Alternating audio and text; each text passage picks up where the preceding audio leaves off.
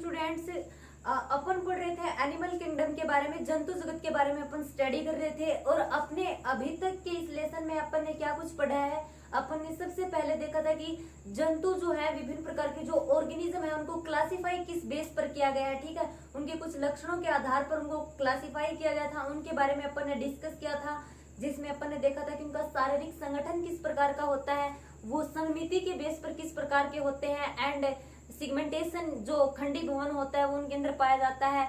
And इसके अलावा अपन ने देखा था पृष्ठ रज्जु के बेस पर जीव क्या गए हैं, जीव जो है वो क्लासिफाई किए गए हैं। सिलोम के बारे में, बॉडी कैविटी के बारे में अपन ने पढ़ा था। डिप्लोब्लास्टिक एंड ट्रिप्लोब्लास्टिक जो है द्विकोर की या फिर त्रिकोर की। इस प्रकार अपन ने क्या देखा था कि ऑर्गेनिज्म जो है, जीव जो है उनको किस बेस पर क्लासिफाई किया गया है। उसके बाद में अपन ने क्या कुछ पढ़ा था, अपने जो नॉन कोडेट्स के बारे में अपन स्टडी कर रहे थे, जिनके अंदर पृष्ठ रज्जु नहीं पाई जाती। Porifera, Coelenterata, Ctenophora, Platyhelminthes, Aschelminthes and Annelida. इतने जो फाइलम थे अपन कंप्लीट कर चुके हैं। तो आज अपन डिस्कस करेंगे अपने नेक्स्ट फाइलम की, और अपना नेक्स्ट फाइलम कौन सा है, आर्थ्रोपोडा। अपन देखेंगे कि आर्थ्रोपोडा में किस प्रकार के ऑर्गेनिज्म आते हैं। आर्थ्रोपोडा जो है वो क्या है, अपना इनवर्टिब्रेट का एक फाइलम है। जो अकशेरुकी जो होते हैं अपने, उन अकशेरुकियों का एक फाइलम, एक संघ होता है।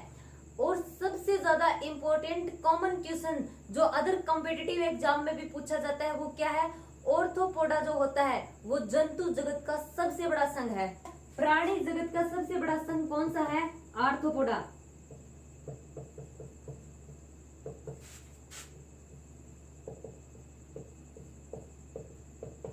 ओके, पृथ्वी पर जितने भी जीव पाए जाते हैं, अपनी सृष्टि में जितने भी ऑर्गेनिज्म पाए जाते हैं, उन सभी जीवों में 2/3 जो हिस्सा होता है वो कौन से जीवों का होता है, आर्थ्रोपोडा संघ के जीवों का होता है, ठीक है। पृथ्वी का 2/3 हिस्सा ओनली आर्थ्रोपोडा संघ जो है इनके सदस्य का होता है।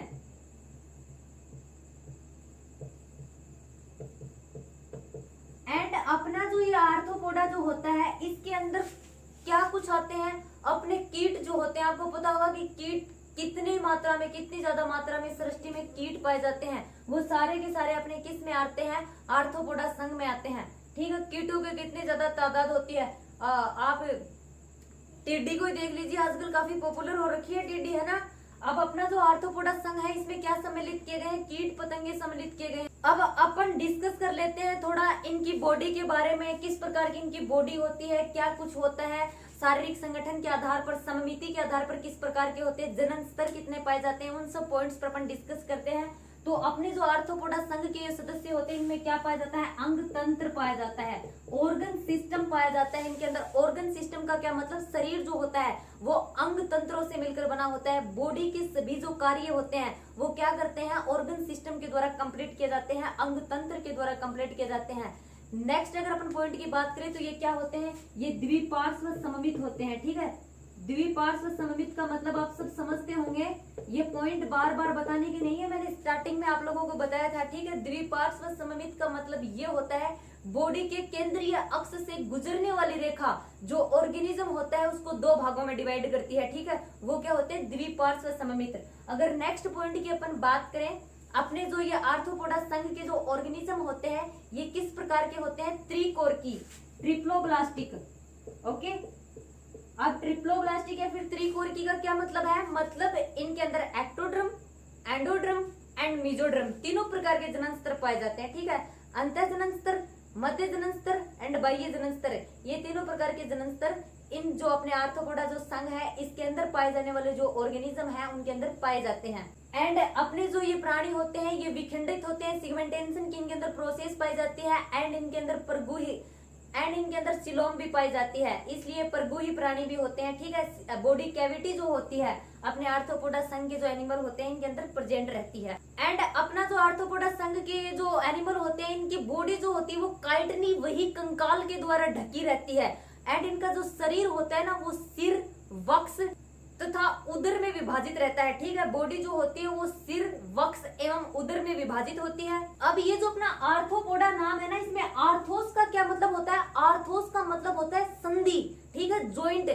और अपना जो ये पोडा होता है इसका क्या मतलब होता है, पोडा का मतलब होता है उपांग, मतलब अपने इस वर्ग में आने वाले, इस फाइलम में आने वाले जो जीव है ना उनमें क्या पाए जाते हैं, संधि युक्त फुट, संधि युक्त पाद इनमें पाए जाते हैं। एंड रेस्पिरेशन की अगर अपन बात करें, श्वसन अंग की बात करें तो इनके अंदर क्या पाए जाते हैं, फुफ्फुस या फिर श्वसन नलिकाओं के द्वारा ये क्या करते हैं, रेस्पिरेशन की प्रोसेस इनमें कंप्लीट होती है। अगर अपन ब्लड सर्कुलेशन सिस्टम की बात करें, परिसंचरण तंत्र की बात करें तो इनमें क्या होता है, ओपन प्रकार का परिसंचरण तंत्र पाया जाता है, खुला परिसंचरण तंत्र पाया जाता है। अब नेक्स्ट और बहुत इंपॉर्टेंट पॉइंट के ऊपर अपन डिस्कस करने जा रहे हैं, हर स्टूडेंट को याद होना चाहिए, ये पॉइंट बहुत इंपॉर्टेंट है, जीके लेवल का ये पॉइंट है। अपने जो ये आर्थ्रोपोडा संघ के सदस्य होते हैं इनमें एक्सक्रिएशन के लिए, उत्सर्जन के लिए विशिष्ट प्रकार की नलिकाएं पाई जाती हैं और उन विशिष्ट प्रकार की नलिकाओं को क्या बोला जाता है, मेलपीगी नलिका। ठीक है, क्या बोलते हैं, मेलपीगी नलिका। किस में हेल्प करती है ये, एक्सक्रिएशन की प्रोसेस में, उत्सर्जन में हेल्प करती हैं। आर्थ्रोपोडा संघ के जो सदस्य होते हैं उनके अंदर विशिष्ट प्रकार की ये नलिकाएं पाई जाती हैं जो एक्सक्रिएशन में हेल्प करती हैं, उत्सर्जन में हेल्प करती हैं। और अपने जो ये आर्थ्रोपोडा संघ में आने वाले जो ऑर्गेनिज्म होते हैं उनमें नर व मादा अलग अलग होती हैं। एंड इसके अलावा ये अंडपरजक होते हैं। अंडपरजक का क्या मतलब, अंडे देने वाले होते हैं। अगर परिवर्तन की बात करें तो परिवर्तन प्रत्यक्ष रूप से भी हो सकता है, अप्रत्यक्ष रूप से भी हो सकता है। अब अगर अपन आर्थिक रूप से महत्वपूर्ण पादपों के ऊपर बात, आर्थिक रूप से महत्वपूर्ण आर्थ्रोपोडा संघ के जो ऑर्गेनिज्म है उन पर बात करें तो इसमें क्या आते हैं, मधुमक्खी। मधुमक्खी को अपन साइंटिफिक लैंग्वेज में क्या नाम है उसका, एपिस। एंड रेशम का कीट जिसको क्या बोला जाता है, बोम्बिक्स।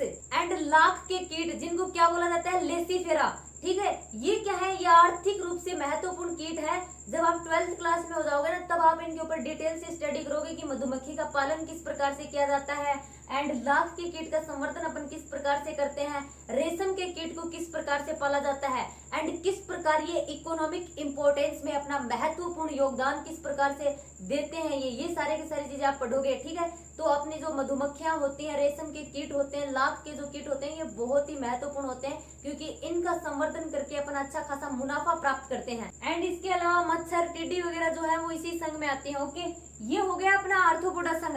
अब अगर अपन नेक्स्ट फाइलम की बात करें, नेक्स्ट संघ के बारे में अगर डिस्कस करें, अपन डिस्कस करेंगे मोलस्का के ऊपर। तो अपन पढ़ेंगे मोलस्का में किस प्रकार के ऑर्गेनिज्म आते हैं, किस प्रकार का उनका बॉडी का संगठन होता है, ये सारी की सारी चीजें अपन देखेंगे। तो मोलस्का जो होता है ये अपने जंतु जगत का दूसरा सबसे बड़ा संघ है। ठीक है, जंतु जगत का दूसरा सबसे बड़ा संघ। सबसे बड़ा संघ जो था वो कौन सा था, आर्थ्रोपोडा। सबसे फर्स्ट नंबर पर आर्थ्रोपोडा, सेकंड नंबर पर मोलस्का। और मोलस्का के जो ये जीव होते हैं ये लवणीय एवं अलवणीय दोनों प्रकार के जल में पाए जाते हैं। ठीक है, इसके अलावा ये स्थल पर भी पाए जाते हैं। ओके, अगर अपन इनके अंदर पाए जाने वाले शारीरिक संगठन की बात करें तो इनके अंदर क्या पाया जाता है, अंग तंत्र पाया जाता है। ओके, मतलब इनके अंदर ऑर्गन सिस्टम पाया जाता है। बॉडी के अंदर होने वाली जितनी भी प्रोसेस होती है वो अंगों के द्वारा कंप्लीट कर दी जाती है, अंग तंत्रों के द्वारा। अगर अपन नेक्स्ट पॉइंट की बात करें तो स्टूडेंट्स इनके अंदर क्या पाई जाती है, द्विपार्श्व सममिति पाई जाती है। ओके, द्विपार्श्व सममिति का मतलब आप समझते होंगे, ऑर्गेनिज्म के केंद्र, बॉडी के केंद्रीय अक्ष से गुजरने वाली जो रेखा होती है वो जीव को दो बराबर भागों में बांटती है। नेक्स्ट पॉइंट की बात करें तो त्रिकोरकी होते हैं, ट्रिप्लोब्लास्टिक होते हैं, मतलब एक्टोडर्म, एंडोडर्म एंड मेसोडर्म तीनों प्रकार के जनन इनमें पाए जाते हैं। अगर नेक्स्ट पॉइंट की बात करें तो इनके अंदर बॉडी कैविटी सिलोम भी उपस्थित होती है। शरीर जो होता है वो इनका कोमल होता है, बट कठोर कैल्शियम जो कवच होता है वो उनके ऊपर पाया जाता है, बॉडी के ऊपर। ठीक है, बॉडी जो होती है वो कोमल होती है लेकिन बॉडी के ऊपर कैल्शियम कार्बोनेट का बना कवच पाया जाता है। नेक्स्ट अगर अपन बात करें इनके अंदर इनका जो शरीर का जो कोमल परत होती है उसके ऊपर प्रवार पाई जाती है। एंड इनके अंदर प्रवार गुहा भी उपस्थित होती है और उसके अंदर क्या पाए जाते हैं, उसके अंदर पंख के समान क्लोम पाए जाते हैं। और वो किसका कार्य करते हैं, वो जो क्लोम उनके अंदर पाए जाते हैं ये श्वसन का कार्य, रेस्पिरेशन का कार्य भी करते हैं और उत्सर्जन का कार्य, एक्सक्रिएशन का कार्य भी करते हैं। मुख में भोजन को घिसने के लिए इनके अंदर रेती के समान अंग पाए जाते हैं जिसको क्या बोला जाता है, जिसको रेडुला बोला जाता है। ठीक है, उसको रेडुला बोलते हैं या फिर रेती जीवा बोला जाता है। एंड अपने मोलस्का जो ये फाइलम है, इसके अंदर आने वाले जितने भी जीव होते हैं उनमें क्या होता है, मेल एंड फीमेल अलग अलग होते हैं। इसके अलावा ये अंडपरजक होते हैं, मतलब अंडे जो होते हैं अंडे देने वाले प्राणी होते हैं। इनके एग्जाम्पल की अगर अपन बात करें तो एग्जाम्पल में जैसे पाइला, सीपिया, जो सीपिया आपने देखी होगी शंख, ठीक है, एंड ऑक्टोपस जो है वो भी अपने एक मोलस्का का एग्जाम्पल है। बहुत से और भी बहुत सारे एग्जाम्पल है जैसे डेंडोलियम, एप्लाइसिया, ठीक है, ये सारे के सारे क्या है, मोलस्का के एग्जाम्पल है। अगर नेक्स्ट फाइलम की अपन बात करें स्टूडेंट्स, तो नेक्स्ट फाइलम अपना कौन सा है, एकाइनोडर्मेटा। अपन एकाइनोडर्मेटा के ऊपर स्टडी करेंगे।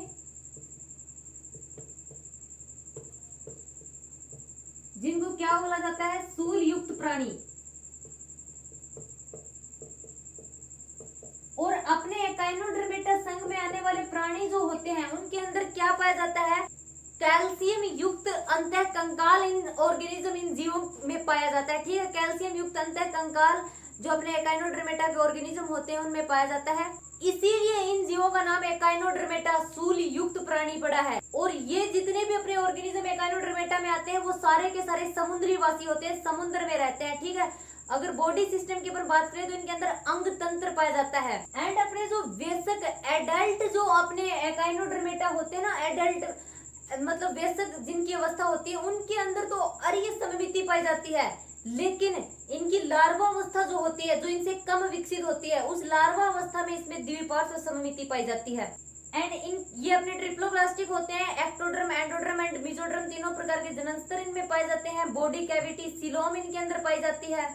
एंड इनके अलावा इनके अंदर क्या होता है, पाचन तंत्र पूर्ण विकसित होता है। एंड अगर अपन इनकी स्पेसिफिक कैरेक्टर की बात करें, स्पेसिफिक विशेषता की बात करें, तो इनके अंदर क्या पाया जाता है, जल संवहन तंत्र पाया जाता है। ये मोस्ट इंपोर्टेंट है, पता होना चाहिए कि जल संवहन तंत्र किन जीवों के अंदर पाया जाता है। एकाइनोडर्मेटा के जो ऑर्गेनिज्म होते हैं उनमें जल संवहन तंत्र पाया जाता है। और ये जल संवहन तंत्र किस में हेल्प करता है, ये चलने में हेल्प करता है, लोकोमोशन में, गमन में हेल्प करता है, इनके भोजन पकड़ने में हेल्प करता है, एंड श्वसन की प्रक्रिया में हेल्प करता है। ये तीनों कार्य इसके द्वारा किए जाते हैं। एंड अपने जो एकाइनोडर्मेटा के ऑर्गेनिज्म होते हैं इनमें स्पष्ट उत्सर्जन तंत्र का अभाव होता है। एंड इनके अंदर नर व मादा अलग अलग होते हैं। साथ ही इनमें सेक्सुअल रिप्रोडक्शन पाया जाता है, लैंगिक जनन पाया जाता है। निषेचन, फर्टिलाइजेशन जो होता है वो सामान्यतः बाह्य होता है, ठीक है।